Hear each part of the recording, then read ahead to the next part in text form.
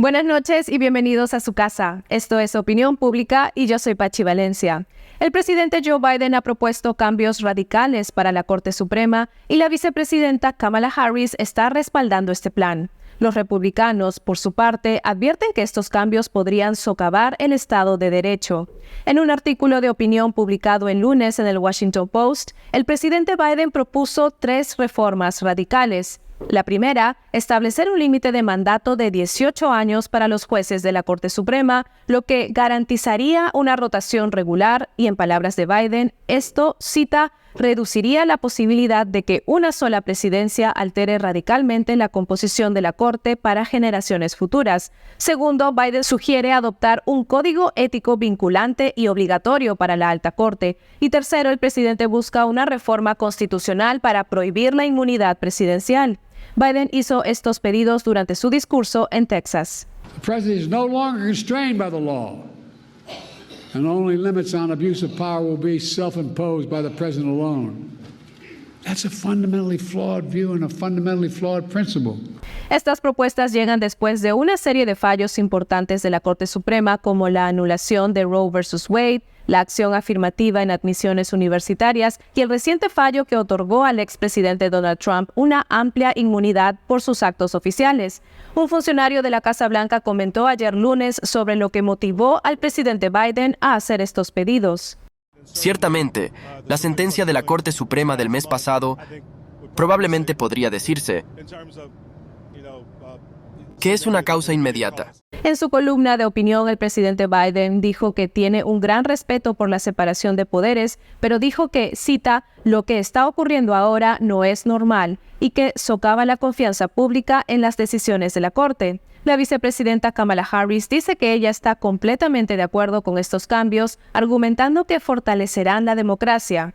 Por su parte, los republicanos han criticado fuertemente este plan. Han decidido que ha llegado el momento de eliminar la Corte Suprema tal como la conocemos, sin importar lo que diga la Constitución.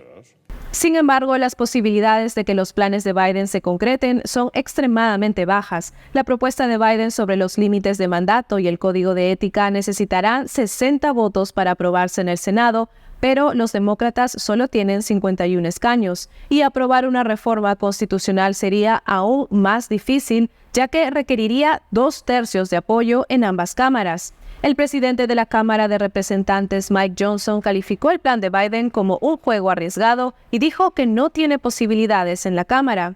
Y ahora analizamos la propuesta de Biden para la Corte Suprema junto al estratega demócrata Donte Mills y Jonathan Houlihan, director de operaciones legales en Citizens Defending Freedom. Ambos comparten su análisis legal sobre los límites propuestos a esta inmunidad presidencial. ¿Qué exactamente quiere cambiar el presidente Biden? Esto dijo el señor Houlihan.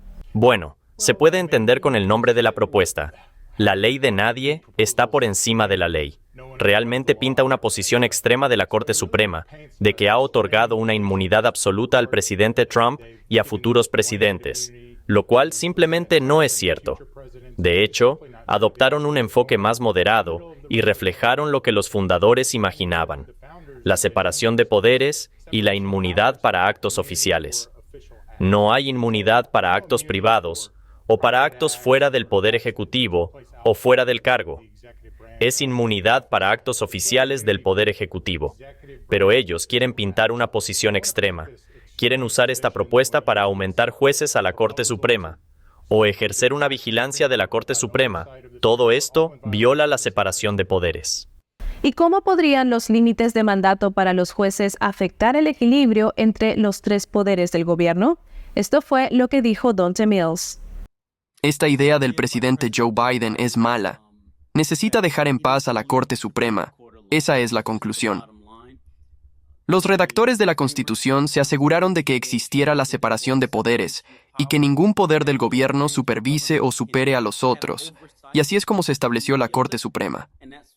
Creo que permitirles ser designados de por vida elimina la política de su postura. Si vas a tener que postular a la Corte Suprema y si vas a tener límites de mandato, entonces tendrás que preocuparte de que si apoyas un fallo o si tomas alguna decisión podrían sacarte, y ahí es donde se complican las cosas. Por lo tanto, Tener jueces de la Corte Suprema que saben que estarán allí mientras ellos quieran, les da la libertad de seguir su corazón, de lo que ellos crean que es la verdad según la ley, y eso es lo que necesitamos. Estas personas son evaluadas antes de ser elegidas, y eso es lo que se debe asegurar, de que estén eligiendo a personas que solo sigan la ley según lo que creen, y que se les permita hacerlo durante el resto de su carrera. Así es como debe permanecer. ¿Qué pasa entonces con los límites de mandato propuestos para los jueces? ¿Qué tendría que suceder para que esto se convirtiera en una realidad? Aquí se explica. Bueno, lo primero que tendrían que hacer es proponer una reforma constitucional, que tendría que ser aprobada por la Cámara y luego ser ratificada por los estados. Así que eso está prácticamente muerto. Esto es más una exhibición política. Probablemente es una forma de recaudar fondos a partir de malas decisiones judiciales, en su opinión, que no les gustan pero que son buenas para el país, y devuelve la autoridad al pueblo, a los estados. Realmente restaura parte de la separación de poderes. Así que esto es, nuevamente, una exhibición política, muerto a su llegada. No va a suceder. Y hablando sobre respeto por la separación de poderes, esta es la misma administración que recibió un fallo de la Corte Suprema sobre la condonación de préstamos estudiantiles, pero luego se voltearon e igual lo hicieron. Así que tal vez deberían mirarse en el espejo, ver la ley de nadie, está por encima de la ley, y examinar sus propias acciones. Creo que Jonathan tiene un buen punto.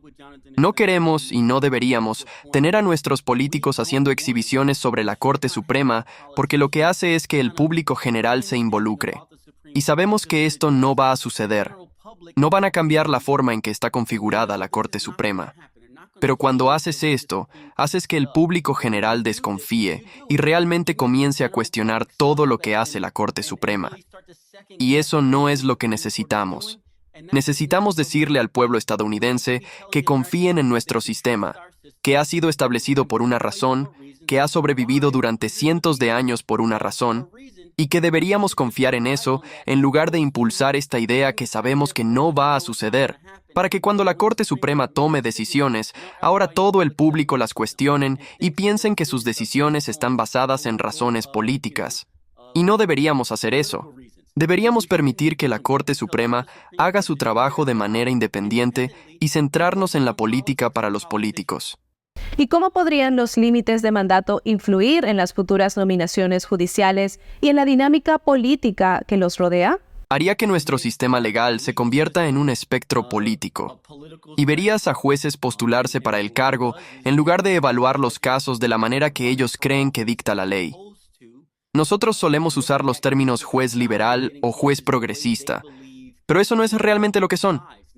Existen dos tipos de jueces, uno que mira la ley como está escrita y otro que considera el impacto de los resultados. Eso es lo que realmente diferencia a los jueces. Necesitamos jueces que digan, esto es lo que dice la ley, sin importar cuál sea el impacto, tenemos que seguir la ley. Y luego necesitamos jueces que digan, bueno, sé que la ley dice esto, pero tiene un impacto dispar. Está afectando a las personas de manera diferente. Y esos dos tipos de jueces combinan sus puntos de vista y presentan lo que creen que es la mejor decisión legal. Así que necesitamos permitir que eso suceda. Ese proceso es importante en la ley. Yo soy abogado y valoro nuestro sistema legal. Necesitamos mantenerlo separado de la política. Y creo que establecer límites de mandato simplemente borra la línea. ¿Y cuáles son los argumentos clave a favor y en contra de un código de conducta vinculante? Bueno, creo que el argumento en contra es la separación de poderes. Es decir, el Poder Ejecutivo no puede imponer un código de conducta vinculante a los jueces. Por naturaleza, ellos deben ser imparciales. Así es como se estableció. Tienen la revisión judicial Marbury versus Madison. Entonces, el Poder Ejecutivo no puede imponer un código de conducta vinculante a la Corte Suprema. Los redactores ya lo previeron. Si hay un juez de la Corte Suprema o cualquier juez federal que actúa fuera de su autoridad o toma malas decisiones, puede ser destituido o removido del proceso que ya está establecido. No necesitas tener un código de conducta del Poder Ejecutivo, que nuevamente es solo una postura política. y eso afectaría la independencia e imparcialidad de la Corte Suprema. Si hay un código de conducta y un límite de tiempo, podrían ser parte del proceso de nominación, parte del proceso de asesoramiento y consentimiento. Podrían realmente preparar a muchos de estos jueces para el fracaso. Y nuevamente, politiza la Corte. Los convierte en actores políticos, cuestionando cada decisión que toman. Podrían usarse para armar un caso en su proceso de recusación. Ya se ha visto eso en los casos con el juez Alito. Desplegó una bandera en su casa de verano. Y de repente, tiene que recusarse en los casos del 6 de enero. Así que, nuevamente, son solo formas de atrapar a los jueces. Ellos están actuando muy fuera de su autoridad con esta propuesta. Quisiera intervenir en uno de estos puntos. Creo que deberían dejar en paz a estos jueces para que hagan su trabajo, pero como jueces de la Corte Suprema, creo que deberían tomar responsabilidad para evitar estos problemas, porque luego permiten que la gente plantee estos argumentos. Por ejemplo, el juez Alito no debió haber permitido que se desplegara esa bandera. No estoy diciendo que sea ilegal o que signifique que no está haciendo su trabajo como juez de la Corte Suprema, pero también pueden tomar medidas para asegurarse de no ponerse en la línea de fuego para estos argumentos.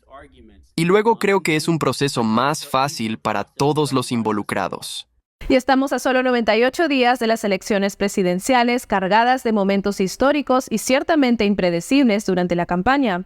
Los gobernadores Josh Shapiro y Gretchen Whitmer hicieron campaña ayer lunes en nombre de la vicepresidenta Kamala Harris en el condado de Bucks, en Pensilvania. Esta semana los delegados votarán para elegir a la vicepresidenta Harris como su candidata y nominada del Partido Demócrata. Esta semana los delegados de la convención votarán con una boleta electrónica y se espera que nominen a Harris junto con su candidato a la vicepresidencia para el 7 de agosto, es decir, antes de la Convención Nacional Demócrata que se llevará a cabo en Chicago a mediados de agosto. Se espera que Harris anuncie a su candidato a la vicepresidencia a inicios de agosto y entre los muchos candidatos probables se encuentran el secretario de Transporte Pete Buttigieg, el gobernador de Carolina del Norte Roy Cooper, el gobernador de Pensilvania Josh Shapiro y el senador de Arizona Mark Kelly. Uno de los enfoques de la campaña de Harris ha sido apelar a los votantes jóvenes. In 2020, it was young voters who turned out in record numbers and elected Joe Biden President of the United States and me, the first woman elected Vice President of the United States. Because young voters showed up, we have made so much progress, historic progress, on everything from gun violence prevention to taking on the climate crisis. Y durante el fin de semana, el expresidente Donald Trump y su compañero de fórmula, el senador de Ohio, J.D. Vance, realizaron un meeting en St. Cloud, Michigan. Mucho del enfoque estuvo en abordar la inmigración ilegal y proteger el derecho a portar armas. And I will fully uphold our Second Amendment, which, as you know, is under siege. As you know, I got the full and total support of the NRA. They totally endorse me and support me, but it is under siege, our Second Amendment, and nothing happened with us. We kept it and we will keep it. Y esta semana, Harris y Trump realizarán mítines de campaña en algunos estados clave. Y en otras noticias, el equipo local SWAT que estuvo presente en el mitin de Pensilvania habló por primera vez sobre el intento de asesinato del expresidente Trump. Los oficiales describieron una falta de comunicación con el servicio secreto. En el programa Good Morning America el domingo, el francotirador principal Jason Woods dijo: "Se suponía que debíamos recibir un informe cara a cara con los miembros del servicio secreto cuando llegaran, y eso nunca sucedió". El oficial dijo que hicieron lo que pudieron para prevenir el ataque y ahora deben vivir con el fracaso. El equipo SWAT del condado de Beaver identificó rápidamente al tirador como sospechoso e incluso le tomó una foto. El FBI dijo ayer que el tirador había planificado cuidadosamente el ataque, principalmente investigando por Internet. El tirador también había utilizado un dron para inspeccionar el lugar. Trump será entrevistado como víctima por el FBI, pero su fecha aún no está confirmada. Y en cuanto a la investigación del Congreso, los líderes de la Cámara anunciaron un nuevo grupo de trabajo bipartidista con 7 republicanos y 6 demócratas. Ellos tendrán plenos poderes para emitir citaciones y llegar al fondo de las fallas de seguridad. Sus hallazgos se harán públicos en un informe a más tardar el 13 de diciembre. Y hoy martes, el director interino del Servicio Secreto testificará en el Capitolio junto al director adjunto del FBI. Mañana les traeremos los momentos más destacados de esta audiencia. Y en medio de múltiples problemas legales, TikTok vuelve a ser el centro de atención. El Departamento de Justicia ha acusado a la plataforma china de recopilar información de sus usuarios sobre temas sociales sensibles. Según documentos judiciales recientes, el Departamento de Justicia dijo que los empleados de TikTok han transferido datos de usuarios estadounidenses a su empresa matriz china ByteDance, utilizando un sistema interno llamado Lark que permite a los empleados de TikTok comunicarse directamente con los ingenieros de ByteDance. Los funcionarios dijeron que la red social recopiló opiniones de los usuarios sobre temas sensibles, incluidos el aborto, la religión y las restricciones sobre los derechos de armas. El gobierno federal ha expresado durante mucho tiempo su preocupación por los riesgos de seguridad nacional relacionados con TikTok y su estructura de propiedad. Bajo la estructura de propiedad de ByteDance, el gobierno chino tiene la capacidad de manipular el algoritmo de TikTok, vigilar a sus usuarios y llevar a cabo operaciones de influencia que llenan silenciosamente las páginas de para ti de los estadounidenses. En abril de este año, el presidente Biden promulgó una ley que exige a TikTok desprenderse de ByteDance o enfrentar una prohibición en todas las tiendas de aplicaciones en Estados Unidos. Los funcionarios dijeron que bajo la ley china, la plataforma está obligada a apoyar el trabajo del Partido Comunista Chino. TikTok respondió con una demanda diciendo que dicha medida violaba los derechos de la primera enmienda de sus 170 millones de usuarios estadounidenses. Mientras TikTok se juega su futuro, la empresa de redes sociales tiene hasta el 19 de enero del próximo año para decidir su destino. Estos recientes documentos judiciales son la primera gran respuesta del gobierno federal a la demanda de TikTok. Y este fue un resumen de las noticias y los análisis más importantes de hoy martes. Gracias por acompañarnos esta tarde. Puedes seguir nuestra cobertura completa en nuestra página web es.theepochtimes.com. Yo soy Pachi Valencia y que tenga un excelente martes. Hasta mañana.